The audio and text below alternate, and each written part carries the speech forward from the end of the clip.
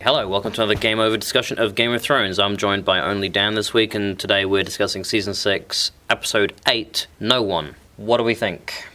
Okay, as I've put at the top of my notes, it feels kind of like Dark Knight Rises to me in that there are lots of cool moments, nice scenes you can enjoy, interactions between characters, but it's lacking a real sense of direction. A lot of the stuff in context of the rest of the show, the rules they've made up for themselves, make no sense. We'll skip right to the episode title. When Arya's gone randomly back into the House of Black and White, risking everything just for a cool scene, and Jaqen goes, now you're no one.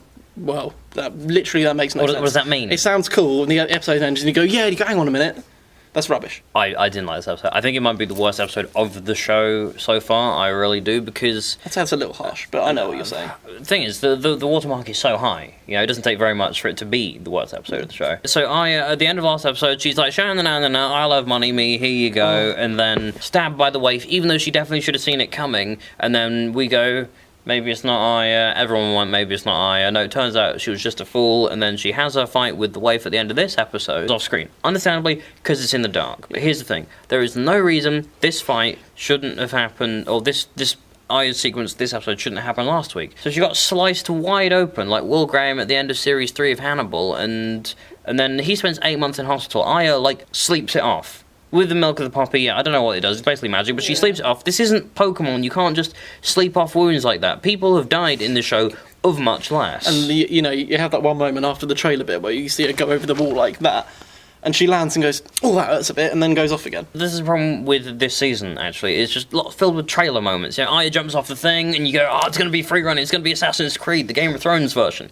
Same with the I Choose Violence by Cersei. You go, okay, mountain in action, kadunk. No, he rips off the head of one guy. Now, I understand ripping off someone's head's kind of a big deal to that guy. Oh, it looked fantastic. It did, It was a good show of force. Then it went nowhere. I know what you mean. There should have been a bigger fight after that. And this is the episode of no fights happening, basically. Especially seeing as, last week, or the High Sparrow keeps going on about, everyone, we love to die for the gods. No, they don't. They bottled it straight away. He's a bit hard, maybe not. I also don't understand why that guy was stand aside or there will be violence. Against the mountain? You must know it's the mountain. Not everyone's 8 feet tall wearing the heaviest gold plate armor you've ever seen in your life. And then the guy goes to attack him. What did you think was going to happen? Don't attack the mountain. It doesn't matter. The point is, this episode had stuff not happening or actively unhappening. Because, for instance, Arya being like, I'm Arya Stark and I'm going home. It was a gloriously triumphant moment. The music was like, da-da-da-da-da. Yeah. And I watched it and I was like, yes! And then I was like, wait a minute. that renders Arya's story completely useless because... she hasn't even learned much. My problem with the Arya bit is when Arya's running away, the waif doing the Terminator run as well. But sometimes, sometimes the waif was walking, not doing a really cliche villain thing. She'd be like, I've got you now, ha ha ha, and it's just fake tension. Just get on with it. Just put this bit last week. Don't drag it out. There is no reason for Arya to lose that fight. One, because if she did die. What a waste of time. When deaths happen in the show, and this is what people don't get. When people talk about Game of Thrones as the show where everyone you love dies, wrong. All right. When people died in Series 1, 2, 3, and 4, it's because they got too close to an ideal or because it drove the story forward. When Ned died, it's like, all right, what are the Stark children going to do now? Started a war, exactly. Exactly. Yeah. If Arya dies, she's been so out of the main story, much like Daenerys for all the show, basically. Well, that's it. That's the issue. Isn't it? Everything is still so fragmented. Yeah. We're coming close to the end game, and I think it's a very good point you make, that everyone has their own individual story, and Game of Thrones itself is kind of like a best of match of the day type thing. What happened? All right, we're on episode 8. Right, episode 8, basically nothing has happened this episode. Not much has happened this season. This time last week. This time last season, Hardhome. This time this season, sort of nothing. No siege at Riverrun. Most boring siege in the world. Everybody walked into Riverrun, politely. I get what they were trying to say with that. Yeah. But it was kind of objectively anticlimactic. Right, with the Blackfish, I actually really liked him. I think he's just so believably sort of, I'm too old for this shit sort of thing. He's like, we're not going to go down without a fight. And I appreciate that attitude, because that's very much how the old people of Game of Thrones are, that they're like, well, the old way is you fight or you die. It's kind of old-fashioned blitz spirit type thing if we transpose it into the real world, yeah. Absolutely, and he doesn't go down without a fight, but we don't see that fight. And I know you said you don't want to see Blackfish getting butchered.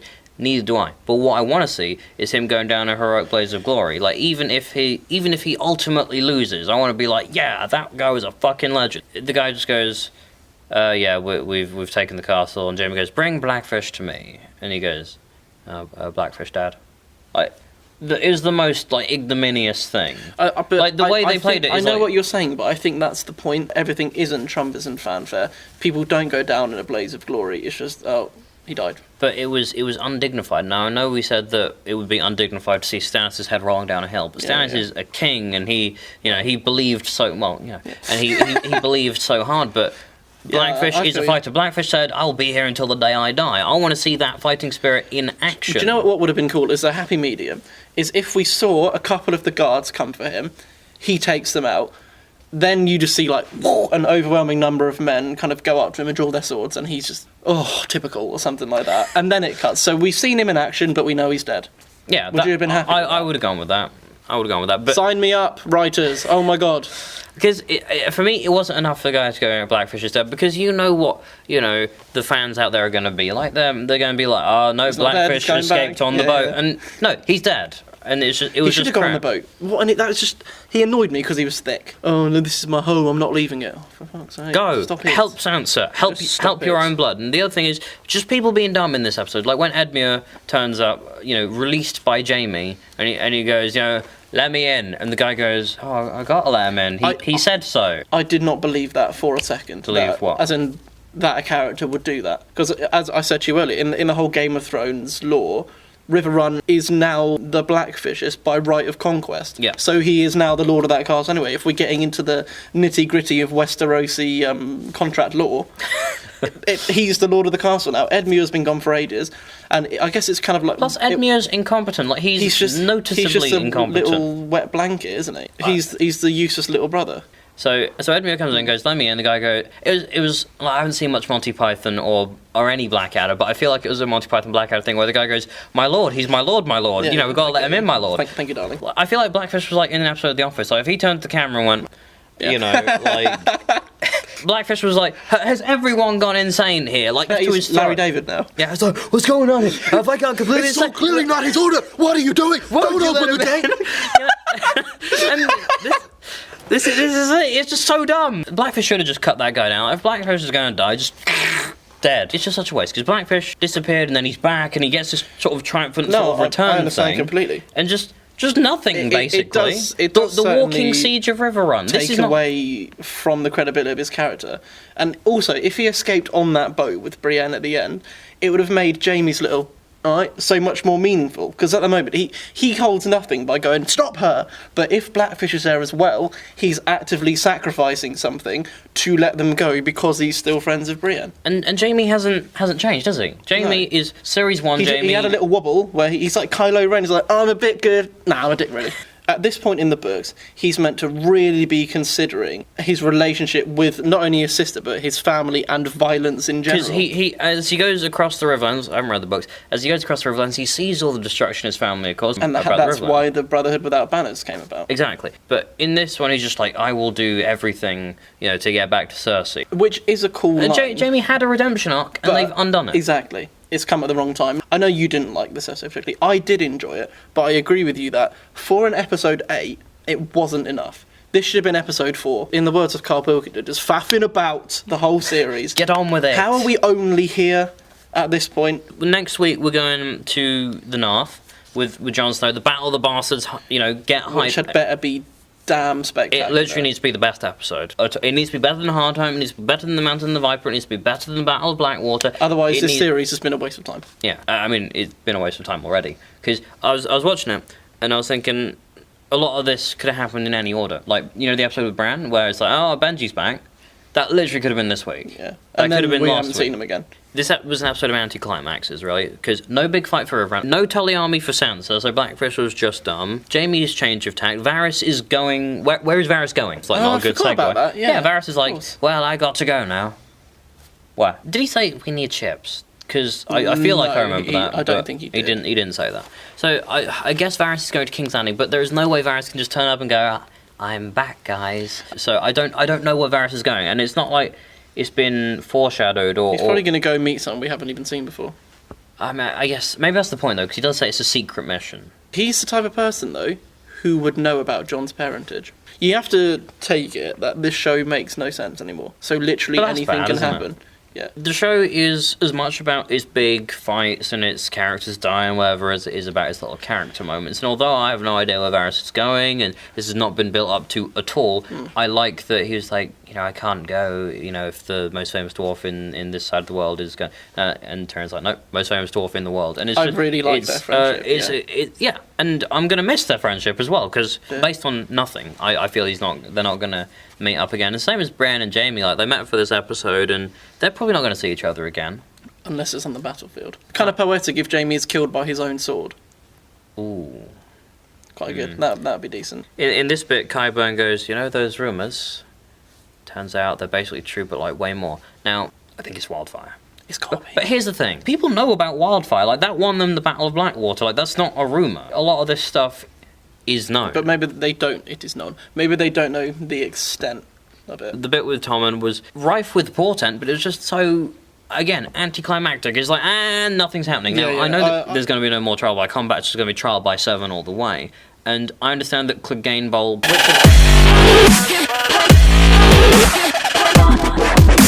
probably, more than likely, wasn't going to happen. But I want to see the Mountain in action, because otherwise he's done nothing this season other than look intimidating and rip a guy's head off. He's got to chop up a few militants. It's like I was talking about earlier. Every episode, we come up with something better than was in the show. It's not that hard, is it, really, at this point? It's not hard. I reckon most of our gripes previously would have been with the actual making of the show as opposed to the plot lines. Because it's been thought out for decades, this story. Literally 20 years at this point. So you can bet your bottom dollar that 99% of it is bang on, completely waterproof. Yeah. But now we're moving away from the books. Like we've spoken about before, it just kind of they're just kind of plodding on with it, not knowing what they're doing. At this point in episode 8, there's no direction. Nothing. You can't see. They're going for this. Nothing.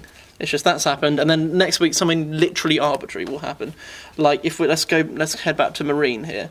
Where did this random Spanish armada of slaver ships come from? How come they were only like 10 yards away before anybody said anything? If there's a band of ships on the horizon, definitely be like, whoever's on like watch, kill that guy, get rid of him. Or again, we could have had so much better of a moment there if we saw the Unsullied on the battlements. He was keeping guard, sees sails on the horizons. Goes like, the Queen is returning, or something like that. So we don't know what that armada is. True, because Daenerys talks about ships. Get like a what's it called? Why am I being so thick? Telescope out, and then it's the Sons of the Harpy thing. Now shit's gonna happen. And why is it when she comes in, it's literally 2 seconds of I'm here now. And then like this weird cut to the Hound. Yeah, I rewound my device to see if it had cocked up because it was such a weird cut. I thought she'd at least say something. We don't need these scenes of like ooh, we're in danger, what's going on? Oh no, it's the dragons, we're good. Yeah, we didn't need that ambiguity. Of course it's a dragon. It's not a Spec Ops team rappelling onto the top of the pyramid. We know that's not going to happen. They should have gone outside to kind of mount a defence and then seen like if Drogon's there, like why even have this scene? Why not just have the dragons burn the armada? Simple. Here's the thing as well. Missandei and Grey Worm clearly have this weird romance going on. What is she seeing in him? He's boring. He's dour all the time, and he hasn't got a willy. I don't understand what they're doing together. He's also not, as you said, he's not that hard, is he? He's the leader of like a well-hard group, and he's just a bit skinny. We had that moment earlier on in the series where Missandei was suddenly like, "We've got to kill them all." Like, fuck, where did that come from? That's not been mentioned again. No. All they're trying to do is, she's quite cute. No, that's it. I think, and she's basically C-3PO. She's C-3PO. Yeah, such a weird episode. Like, what I would have had was the scene of Daenerys doing her weird entrance from Daenerys' perspective, basically. Like, have that whole scene, like, have Tyrion and what they're doing, what's going on, and then Daenerys. So, see something that I just suddenly thought of. All the cool moments in this series have been a Deus Ex Machina. Example. Well, just like that. She will randomly come in to save them when Bran's beyond the wall. Oh, look, randomly Benjen knows exactly where they are through his GPS tracker. And I bet you anything, in the Battle of the Bastards next week, Jon's going to be losing the battle, and then the Vale Knights are going to come in, just like the bloody Rohirrim always do in Lord of the Rings, and randomly end the battle. I'm telling you now, that's what's going to happen. So if that happens, I'm going to be pissed off because it robs Jon of his victory. Because Littlefinger will give Sansa the Knights of the Vale. He literally will do that, but he's not going to do it like for nothing. I think they need to turn up before the battle. Because otherwise it's just massive Deus Ex Machina. I don't understand how the Battle of the Bastards is even happening next week, because we saw last week that Jon doesn't have that good of an army, and even if 62 more months of that... Maybe they all fight like 100 men. I mean, I want to see like Sir 20 good men in action, because they did way more to Stannis' army than Jon's done this season. Yeah. And we didn't even see Sir 20 good men either, so... For this to be viable, all the Mormont men literally have to be Arthur Dayne.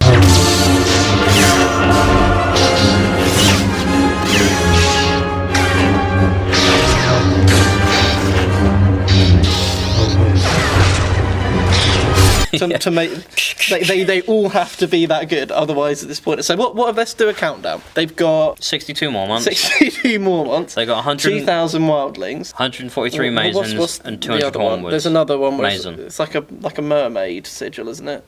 The Mandalese. Yeah, I believe. Who have not chosen a side. But I believe they're in the trailer. You seen the trailer? Yeah, it was decent, but I felt it showed a bit too much. And we're going to see Ramsay Jesus, next man. week. We're going to see Ramsay on horseback doing his smirk and whatever. What's he been up to? And also, he's the other belligerent in the battle to which this whole series has apparently been gearing up. Also, why have we seen nothing of him for weeks? That, and also, no one cares about the Battle of the Bastards. No one. Right, basically, no one cares about anything else that's happening in the show. In King's Landing, no one's like, oh, you know how the Boltons are pledged to us? Yeah, they're going to have a fight. We might lose thousands of our men. I feel that Jaime should be marching that army up to Winterfell now. The thing is, Jaime's going to go back to King's Landing, and I guess what's going to happen is Cersei's going to be like, fucking kill them, burn them all, and then Jaime's going to be like, dupe. Yep. Yeah. And that's going to be the big moment, because Jaime's like, I will get back to Cersei, and I love her. What if when he gets back, it'll be like, oh, I'm wrong. Because I think Jaime's a piece of shit, but there are flashes in his character, there are moments where he's like ultimately a good guy. And I think Jaime would maybe kill himself or Cersei if it meant something good happening. Like maybe he'd push Cersei off a bridge or off the steps of Baelor or whatever, and then throw himself down as well. Well, hasn't he got to strangle her? Is that that's the prophecy, but like, or yeah. just like with his hand, like him and Tyrion were talking about their weird cousin crushing the cockroaches or whatever it was. That's it. I guess he does have to choke Cersei out, but then he goes, oh, no, I am your father.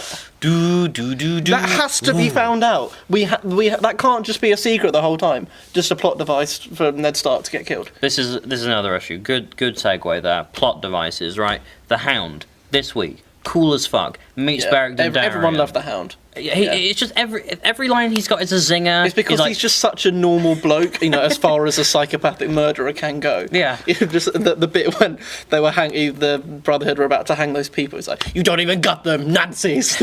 I mean, he sounds like a bit like a white van man. Yeah. But it's funny, and you can imagine someone being like that. He needs to meet Olenna. They'd have such a riff-off, man. It'd be like an epic rap battle of history. The Hound was great. I love seeing Beric Dondarrion again, because he's one of the characters that we've spoken about for literally years, being like, where is he? He's important. He's the first one who we saw come back from the dead. I mean, he is the metric by which we measure Jon Snow's return. Because when Jon Snow was dead, we were like, well, he's got a Red Priest, he's got Melisandre, and we know that Beric can come back to life because of Thoros, who's a Red Priest. Yeah. So it's good that Beric's back, and if Beric is back, that means Lady Stoneheart isn't happening. Thank God. I really thought that was going to happen, and I'm so glad it didn't. You cannot have a story in which death means nothing. That's why I think Melisandre and Thoros have to die. Otherwise, there's always that possibility of someone coming back, or at least the red faith, whatever, has to be destroyed in some way. Because the example I look at is Harry Potter, for example. It's a magical story, but when someone's dead, they are dead. They may have a little Obi-Wan Force Ghost moment, but they're dead, and that's what Game of Thrones needs as well. I agree. Let's look at the characters who've come back. Like this show, like George R. R. Martin may say he has no favourites, but like definitely the Starks. Like Bran, okay, not Bran. Okay, Benjen's back. Jon's back. Arya was not killed in the first place. But basically, what's the point? At this point, I'd half expect Eddard to pop out from behind a tree, hey guys. What would be nearly headless Ned? Well, just completely headless Ned. No, he's tried to sew it on, but he cocked up a bit. For me, it was a frustrating episode because, as I said at the beginning, just nothing really happened. Last season, Hard Home. Season before, Mountain and the Viper. Season before that, we were gearing up to the Red Wedding. It's like the show is hinging on the Battle of the Bastards, but no one cares about it. It doesn't affect most other people in the story. And we haven't seen enough about it. We've seen the odd moment where they've been like, oh, please help us out. But that's it, and I just want to talk about something that I know you agree with, and I'm sure most people do as well. That's made me really angry. I'm not like a fanboy who gets overly pissed off about stuff, but what they've done to Jon Snow in terms of writing is criminal. They've taken it from the most significant, well-liked, most rooted for character who makes stuff happen into a complete non-entity. Yeah. He's just a damp squib now. I don't care about him. He bores me. He annoys me. I hate his shitty haircut. I just don't care anymore. He's like you said, his resurrection, he may as well have been having a nap. It's changed absolutely nothing. Unless it is the battle that inspires something in him to just... I understand that. That would be good. But what we needed... I don't need him being a pussy this season now. But if he is, we need him to talk about that. Because it's fine, if he's come back from the dead and the trait of his character that's changed is that he's now scared of dying because he knows there's nothing on the other side. That's great. That's good. That's interesting to see him have the conversation, being like a broken man. If Sansa's like, why are you being a pussy? And he's like, I'm scared, sis. But just so we know. And then at the battle, maybe... I know, he sees Tormund in trouble and he's like, no! And cuts people down. Do you think Tormund's gonna die? I will hold a vigil in my room if Tormund dies. I'll be so sad. I can't, because if Tormund dies, basically no more wildlings, because he's the de facto leader and the only one we've really had to deal with. I mean, that would be fine. That would mean something. But what it also... wouldn't though, because it'd just go nowhere. Well, most things do. Yeah. I think 1-1 will die. He the giant. Last of his kind. Yeah. That will... I mean, I'm calling out that is definitely going to happen, or the writing's bad. Because there are literally no other significant wildlings, are there? No. There's that other random ginger. Who's budget Tormund. Yeah. But Tormund's the leader. Why... That's it. If he says they're going, let's go. Also, that bit when Tormund was like, he died for us, and they went, oh yeah, I guess you're right. And there was that scene in episode 3 when Tormund was like, they'll think you're a god. For the people who believe that Jon Snow's a god, why do they take so much convincing? I don't know. Why is this the way that whole it is? scene was pointless for them trying to convince them last week. Because in government, previously, if we wanted to do something, no one went, no, we'll actually ask Nick Clegg. That didn't happen. Anyway, we are... rambling. We've gone on for a while. Yeah. But it's been a good video. Obviously, we'll be back next week for the Battle of the Bastards episode, because that one's going to be it's the second of the longer episodes, isn't it?